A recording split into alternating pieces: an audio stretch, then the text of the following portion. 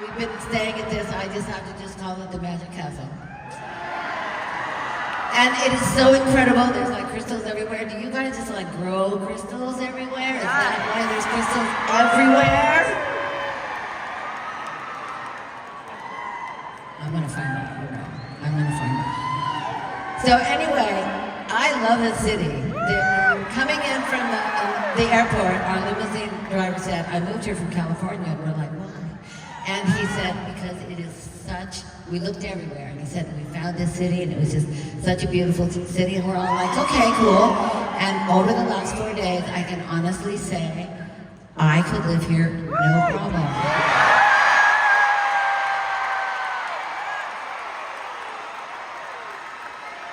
So anyway, I'm not just trying to get you on my side here. I really feel that way. It's a beautiful place, and we've had an amazing time. We're sorry to be leaving. So, it's going to be a great time tonight. We're going to be all crystal visioned out. And so, Greenville, let's just get this little Greenville party started.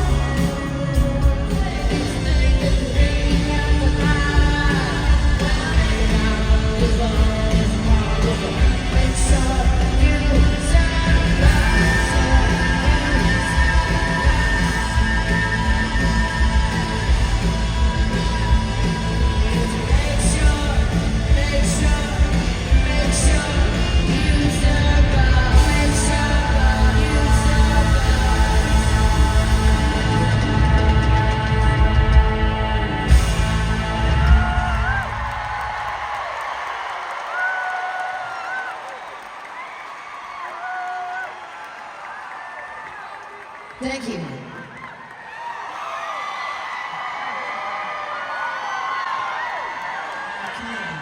All right. This next song was written by Stevie from Crosby, Stills, Nash and Young, and amazing other things that they did over the last 3,000 years. Anyway, he wrote a song in 1966 that I heard in 1966, and I was just graduating from high school in 1966 up in San Francisco. So, I loved this song. I had no idea what it was about. I thought because I was from San Francisco, I thought maybe it was like a protest song. Well, it wasn't, but I didn't know that. So I just went through the next 4 years like singing along on the radio to this song, having no idea what it was about, but thinking it must be about something important. So anyway, I said to myself, in my total belief that I would be standing on this stage someday, dreams do come true. Just paint the picture. And I said, I'm going to record that song someday. And I did record it about 2 years ago before we went out on the road because I just wanted to. And it came out great, and I thought I'm gonna do it on stage because I really love it. And so anyway, this is the story quickly.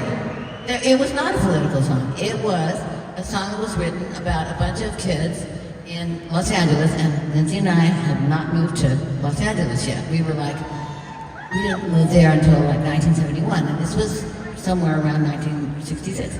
So anyway, a group of like super hippy-dippy people, which I loved, and of course I would have been there, they all gathered on the Sunset Strip.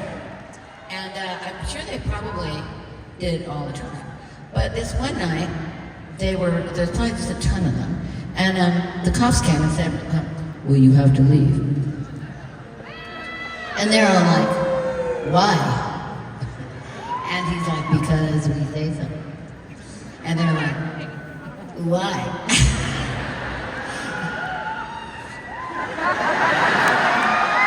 Arrest me, go ahead. You know, I can just see it in my head. I make the movie up every night. So anyway, it's like, so they didn't just get up and go, and I think they got in a lot of trouble. And I honestly don't really know what happened, but I know that whatever it was, it sent Stephen Stills home, or he just heard about it, and wrote this amazing song. So I'm going to do it for you tonight. And what I have decided with this song is, even though Stephen didn't, he wrote it about the Sunset Riots. They called it the riots, so let's just go with that. What I think is that this song is my song that says, just remember to vote. And I also wanted to say that for like 70 years, I never voted. I'm not proud of it. And it's probably one of my great regrets, because it's like, it is the one thing that we all can actually do. And so I decided that I would tell you why I didn't vote, so you could understand how stupid this is. So I would be like, Stevie, why didn't you vote until you were like 70? And I'd be like, well, I was in a famous band. I had to have blonde streaks put in my hair. I had to have a new pair of Di Fabrizio knee-high suede boots made and a fitting for that. I had to go out to dinner with Prince. I was busy. So what I'm telling you that funny story for is that you can make your own list, and then you can go like, I'm going to just vote no matter what. I'm going to just go down there and vote, and maybe you'll be standing right next to me, and we will all vote, and when you're 70, you'll be able to say, I voted, and that's what I live here for. Anyway, for what it's worth, 1966, Stephen Stills.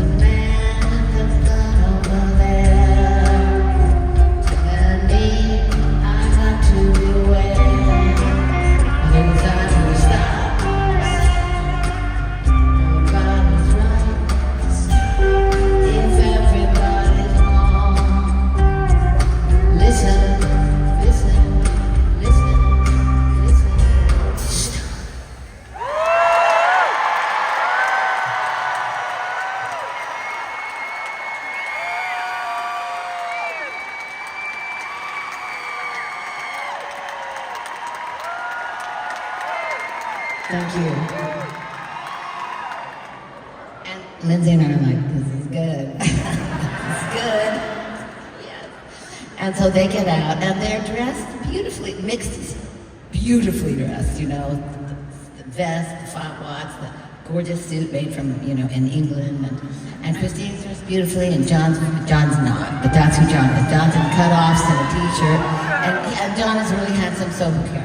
Anyway, they all get out, and they walk towards us, and my head is reeling. And so we have dinner. I find out that they have already told Christine, listen, there's a girl. We already have a girl. That would be you, Chris, in the band. And so if you don't like her, then we'll just have had a nice dinner and they'll go away. And she's like, okay, all right, darling, that's fine. And so Christine and I sat down, and the two of us, like, we were here, and the other three were over there, and we were like this from the moment we met.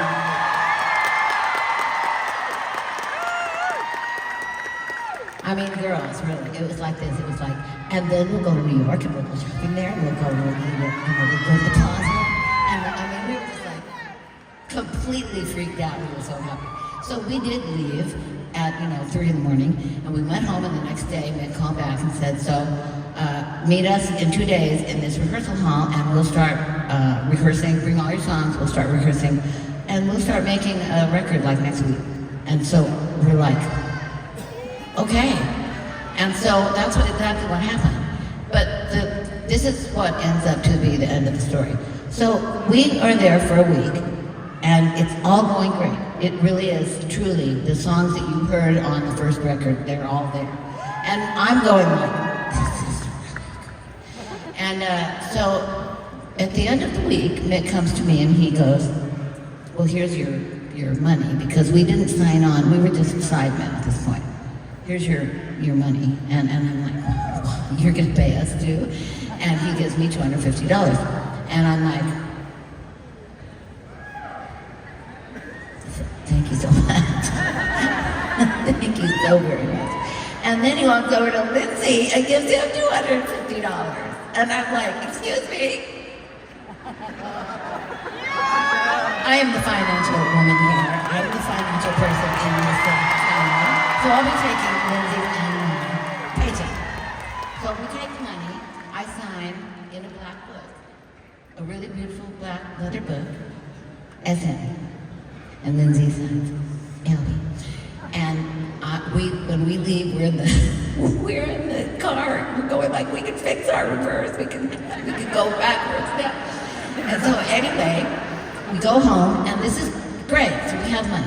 So in 3 or 4 weeks, Mick walks up and says, so here's your money. It's $500 a piece. And again, I swipe all the money from Lindsay. I'm going like, I'm going to start investing our money. And so anyway, that was that. So 3-4 weeks later after that, it was like double that. So we were like rolling in the dough. And a little bit later, the record is done, and my mom calls us, and she says, my mom's like a financial wizard. She says, so what's going on now? And I'm like, well, we're in a famous band now, and we're doing really well. And she goes, so how much money are you making? I'm like, well, I'm not exactly sure. But we're making good money, Mom. It's a lot better than being a waitress. And she's going, I'm sure it is. What is that, like thousands of dollars? And I'm going, it's starting to be thousands of dollars, I'm pretty sure. And she's like, you're not really writing it down. I'm like, no, I'm not really writing it down. And she's like, well, you know that there's taxes. And I'm like, Mom, Lindsay and I never made enough money to even know what the word taxes meant. So we never filed taxes in our life. In the 3-4 years we lived in LA, we never filed taxes. And she said, well, how do you feel about jail? And I'm like, well, what are you talking about? And she goes, you have to pay taxes, Stevie. You have to hire somebody. You have to hire a firm to take care of your money so that you will have money and you won't have to go to jail. And I'm like, okay, so this is all right. I'm gonna do this, Mom. Don't worry about it. I've got it together. So this goes on and on and on, and Lindsay and I just get richer and richer. We go on the first tour, and we're like, we gained 15 pounds because we can eat. I fit in nothing I took on the first Greenville tour. Oh my God! Anyway, so the tour is over. We have a lot of money. In fact, we are closing in on being a half of a millionaire at the end of that year, at the end of 75. 1975. So, it's great, you know, but then as the months go by and stuff, I'm sort of I'm getting a little nostalgic for those old days, because what you don't realize when you have those fun old days, which you didn't think they were that fun when they were happening, but they were. And it was like, love is in the air. It's like, everything's great, and so you don't have any money, who cares? And I started really kind of missing that. So I decided that I was going to bring myself back to that every once in a while. And I would take my beautiful new bed, and I'd put it in the garage, and I would put the mattress on the floor, and I'd put an old vintage quilt on it, and I would sit down on the quilt on the floor, and I'd go like, I am still Stevie.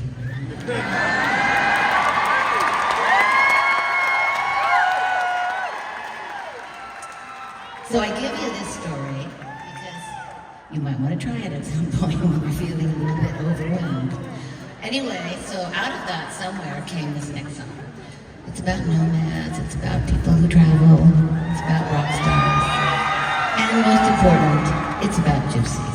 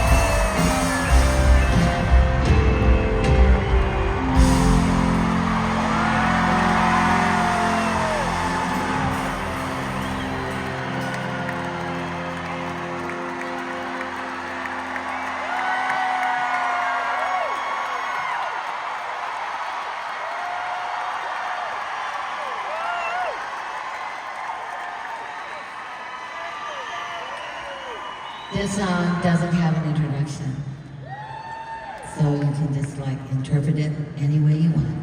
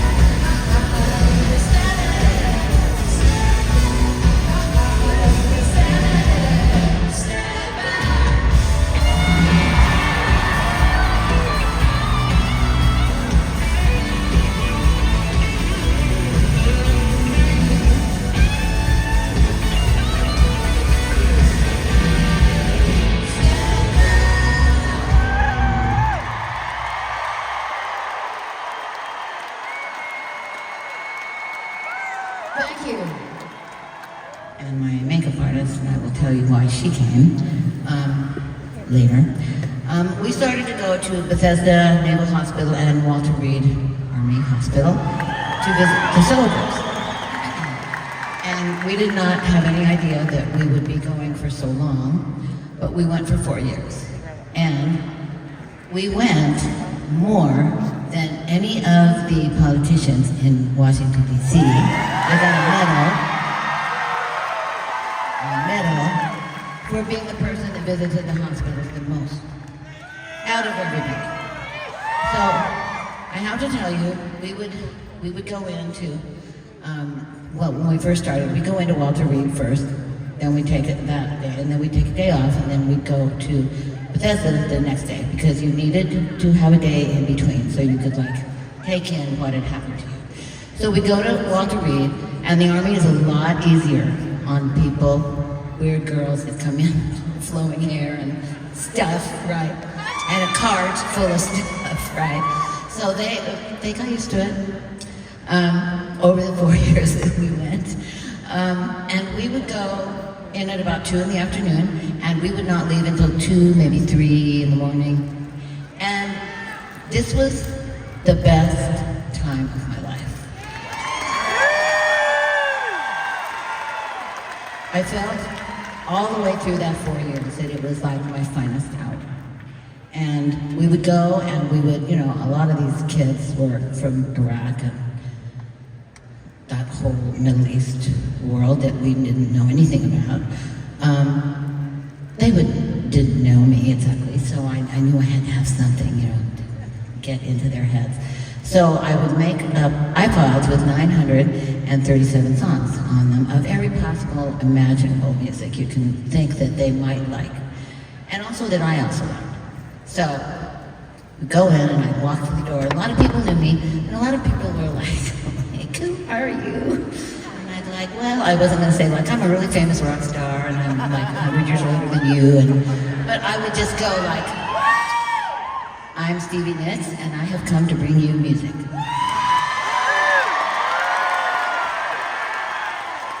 And I would walk over and I'd say, this is an iPod full of 937 songs of everything. Everything. From rock and roll to hip hop to R&B to sleepy, dreamy music to, any possible thing that you might need. And they would go awesome. And then I'd sit down on their bed, and then we'd have this amazing talk. And they told me lots and lots of stuff, of which I would never tell anyone. And, but I have it all in my heart.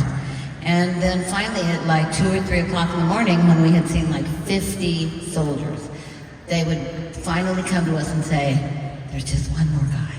And I'd go let's do it. So we would go and see the one more guy, and then we would leave and we would go home and we would talk about what we had done, and then we would pass out, and then we would sleep all day the next day, and then we would get up that night and we would get all our iPods together for Bethesda. We would do the same thing. Bethesda, Navy, a lot more rigid. They weren't quite so sure, come on in, girls. So we had to be more on our best behavior. So we would go around 2, and we would stay till midnight. And then they would start telling us that we needed to go, and we would go okay, we're almost done, but we're not quite done, so back off. And so anyway, we became part of the doctor and the nurses, and pretty soon they really liked us and looked forward to us coming because we were a lot of fun and we cheered everybody up. And that was the whole thing, was to go there and cheer all those people up. And that's why I got a medal and, I don't know, George Washington didn't. So anyway, I wrote a song. And it was a tribute to them and a tribute to just everything.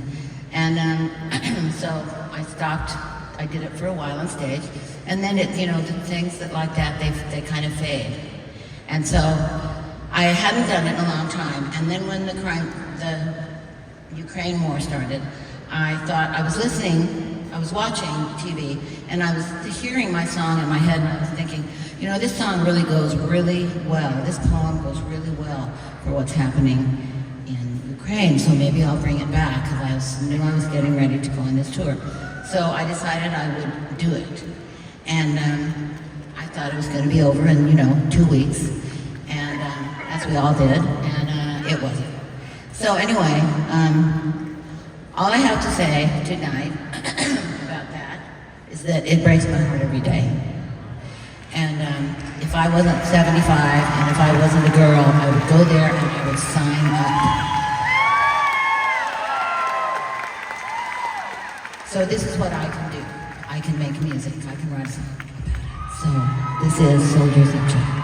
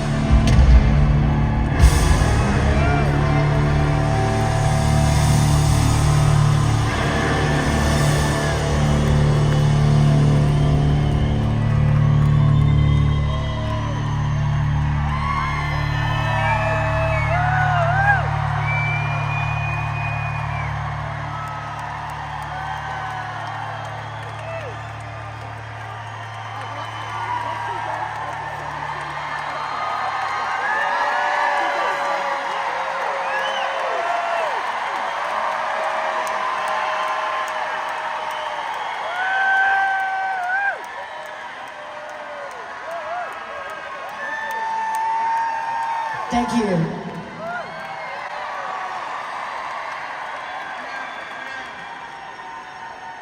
Oh no, not the golden swimming cap. Okay, all right, well, I'm gonna have to keep this right here until we get somebody to come unstick it. So, I don't see anybody running over here to help me.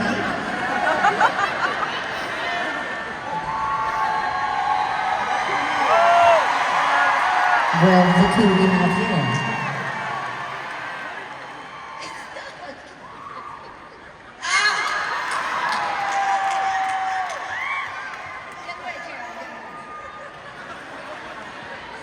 Let Marcus do it.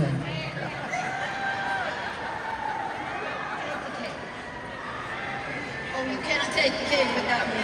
Take it.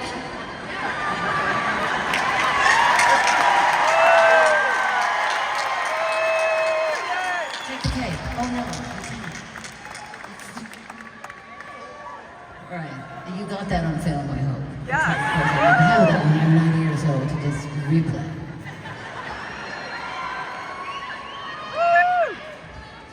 Why didn't you run over here to help? You just did not care. Okay.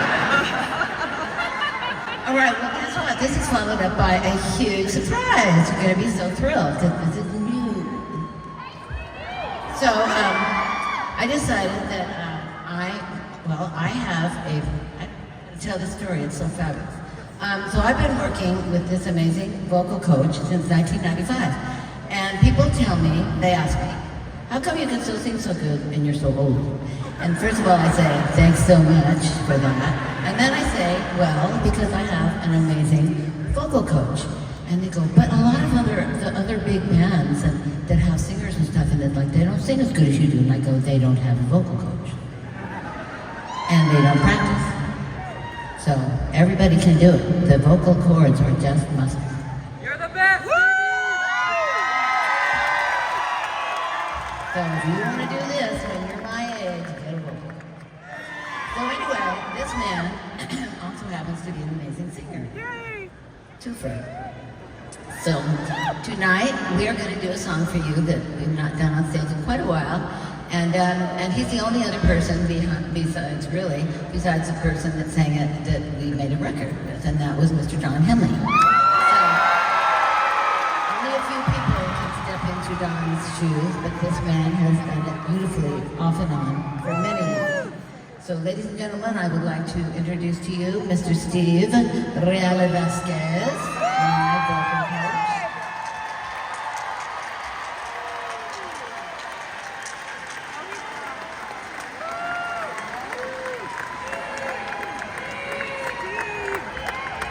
And we are going to do Leather and Lace for you.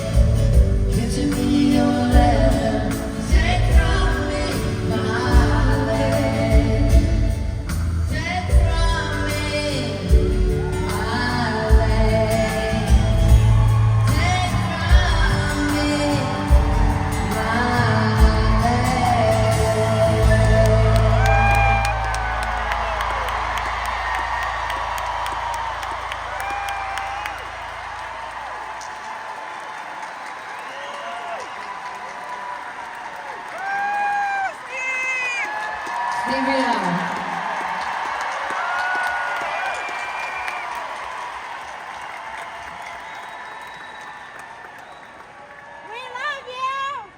My teleprompter says, go to tent. Oh my God.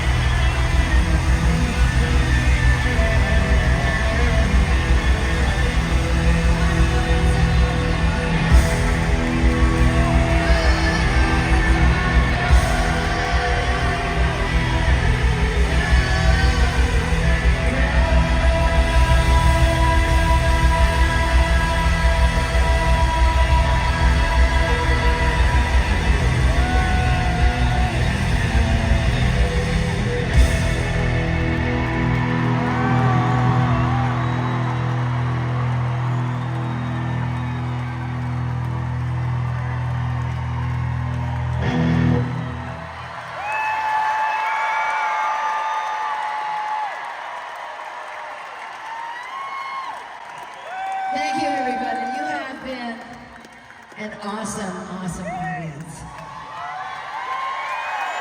We never don't appreciate it. You know, it's always, you come out here and you go like, maybe we'll just suck tonight.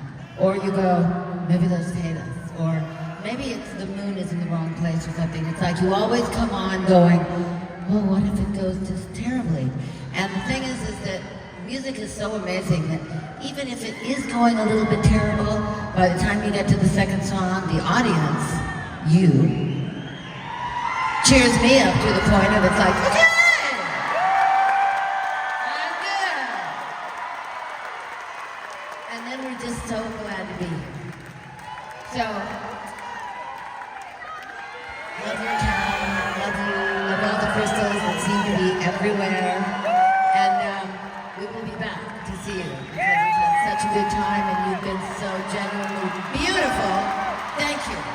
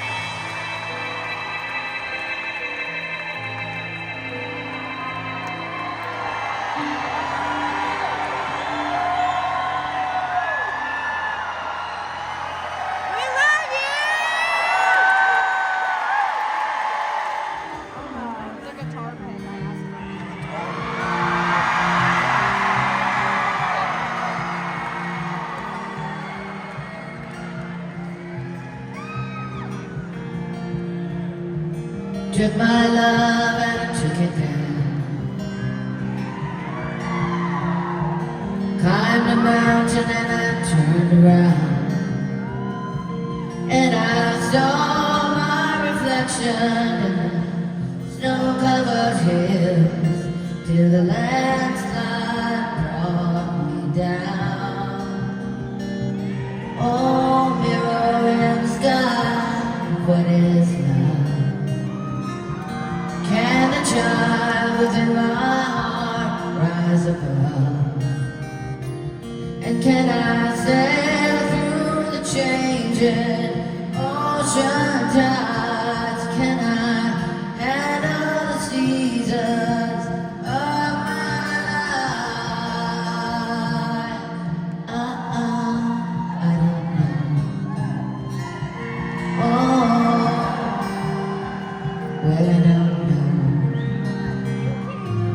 Well, I've been afraid of changing, 'cause I built my life around you. But time makes you bolder, children get older, I'm getting older too. Yes, I'm getting older too. So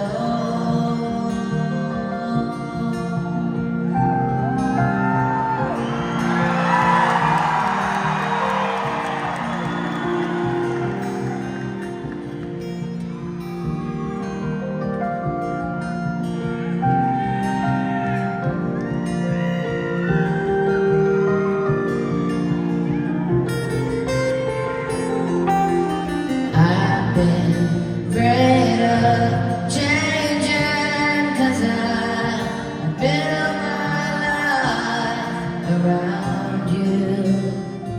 Oh, but the time makes you older, the children they get older, I'm getting older too. Oh yes, I'm getting older too. So take this love, take it down. Oh, you climb a mountain and you turn around. If you see my reflection in the snow-covered hills, where the landslide will bring you down, down.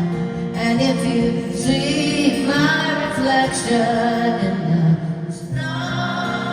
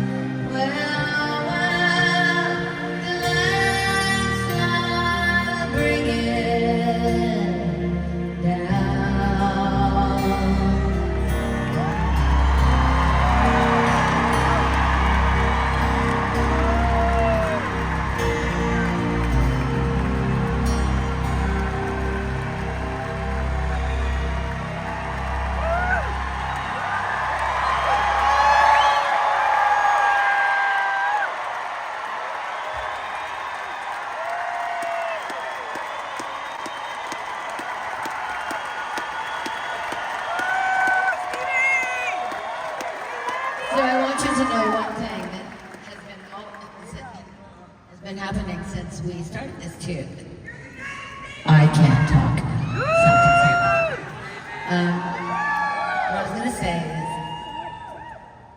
ever since Christine died, it's been very hard for me in a lot of ways, because for 40 years she was like right there. So what I've done is I've thought and thought and thought about what I can always say at this period of time when we have this montage that I can't look at. And what it is that my mom always used to say to me, when you are hurt, you run to the stage. You always have. And so every night when I run to the stage to see you, you take away a little bit more of my pain about Christine, and you make me better.